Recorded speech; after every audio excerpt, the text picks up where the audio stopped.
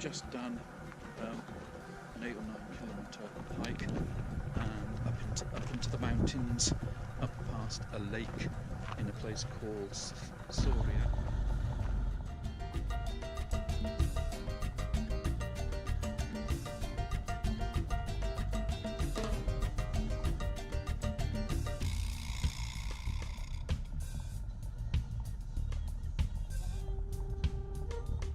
Getting up here was quite a feat. The roads were some of the most mountainous I've ever driven. Talk about switchbacks, constant.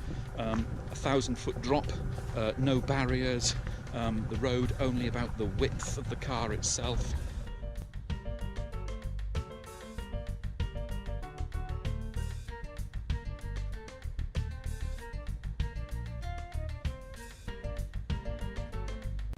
Overhangs as you're going around hairpin bends.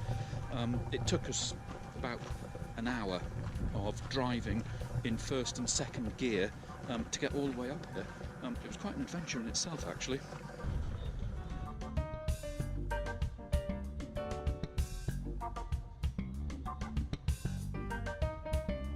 Whilst I was calling it an adventure, despite her nerves of steel, viewpoint stops and several cappuccino breaks, her indoors was describing it as a traumatic experience.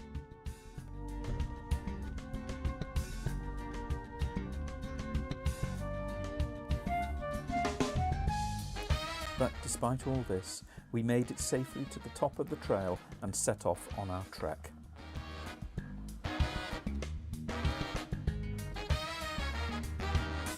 The stony track made its way gradually up the side of the ravine, through scattered palm groves, affording us excellent views of the valleys below. It also gave us the odd surprise. That's what you need. That's what I wanted to hire, was one of those, but I couldn't find one to hire. But that's what I wanted, was a 4-wheel drive. Hola. Suitably humbled by this daredevil Jeep driver, we continued our way up the track, through the drizzle, the bamboo thickets and yet more date palm grove.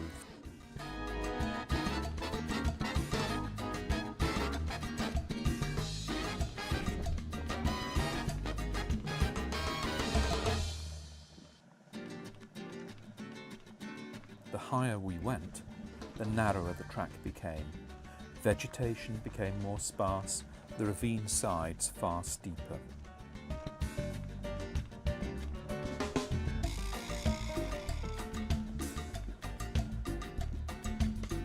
Still, we found plenty of viewpoints for a quick snack and a stunning view.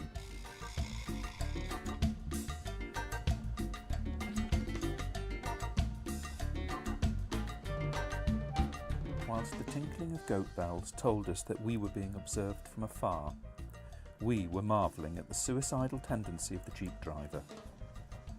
Did he really get that Jeep through here?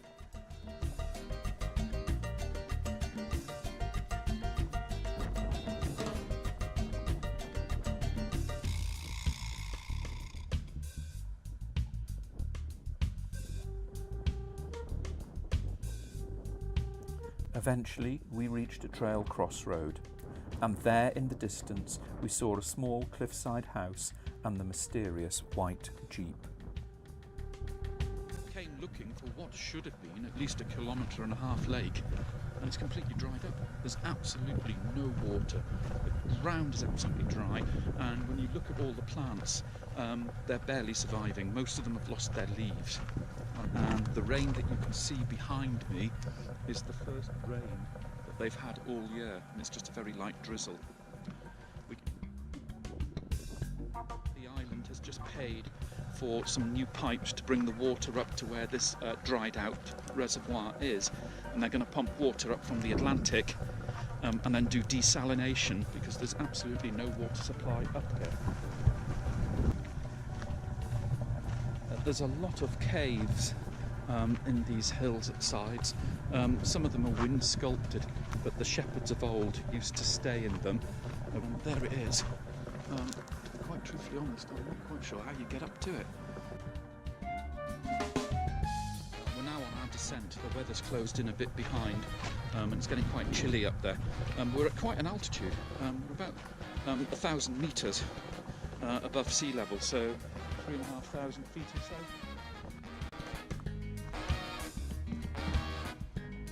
Going back down is always much easier than going up. We'd reached around 1,500 metres before turning back. With the wind picking up and the rain closing in, the upper valleys were quite exposed.